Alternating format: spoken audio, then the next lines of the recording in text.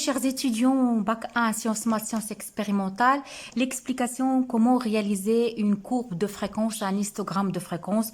Je viens de l'expliquer ici. Ok, donc une autre photo, un autre document pour réexpliquer pour ceux qui n'ont pas bien compris, qui n'ont pas bien saisi. Donc pour dessiner mon histogramme, ma courbe de fréquence, je dois disposer d'un papier millimétrique. Sur l'axe des abscisses, je dois mentionner le diamètre des grains. Sur l'axe des ordonnées, je dois mentionner mon poids, le pourcentage du poids que j'ai déjà calculé. Et je dessine à chaque classe le poids qui lui correspond. Entre 2 et 4, j'en ai ce pourcentage. Entre 2 et 1 et ainsi de suite. Je dessine mes histogrammes qui sont jointifs. Après avoir dessiné mes histogrammes, la moitié de mes histogrammes ici, je dessine une courbe qui passe par ça. C'est la courbe de fréquence. C'est clair? Donc, et je mets mon titre, figure, histogramme et courbe de fréquence de l'échantillon 1 ou bien l'échantillon 2, l'échantillon 3. On passe maintenant à interpréter l'allure de la courbe. Soit vous pouvez obtenir cette allure-là. Ça vous rappelle, mes chers étudiants, l'étude statistique de végétaux qu'on a vu en écologie l'année dernière. Donc, vous avez déjà entendu le terme courbe unimodale, courbe bimodale, courbe multimodale, courbe plurimodale. C'est la même chose. Qu'est-ce qu'on a dit la dernière fois? Lorsqu'on a une courbe unimodale, ça veut dire que le milieu, il est homogène. Lorsqu'on a une courbe plurimodale, ça veut dire que le milieu, quand on a fait l'étude statistique, il est hétérogène. Donc, c'est la même chose comme vous voyez. Je vais vous montrer.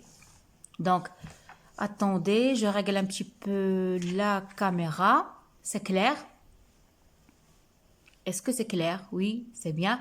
Donc, à partir de l'analyse de la courbe de fréquence, on déduit que, donc, si la courbe, elle est unimodale, ça veut dire quoi? Unimodale, ça veut dire, on a, comme vous voyez, un seul pic ici, un seul maxima, un seul sommet.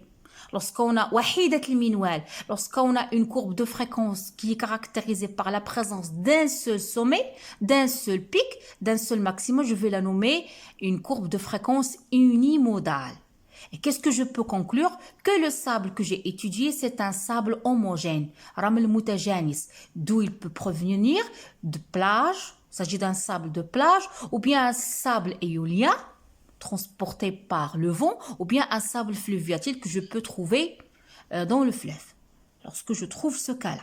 Dans le deuxième cas, qu'est-ce que vous voyez? La courbe de fréquence représente deux sommets. Voilà le premier sommet, voilà le deuxième sommet, ou bien deux pics, ou bien plusieurs pics. On peut trouver plusieurs pics, plusieurs sommets, plusieurs maxima. Je dis maximum, c'est-à-dire le maximum. Donc, dans ce cas-là, si j'en ai deux modes, je peux dire bimodal. Si j'en ai plusieurs modes, je dirais plurimodal ou bien multimodal. Et le sable, comment je peux conclure que mon sable, il est comme غير متجانس. Mon sable, il est hétérogène. Donc, c'est un mélange de plusieurs sables. Donc, j'espère que c'est clair. On passe maintenant à la courbe cumulative.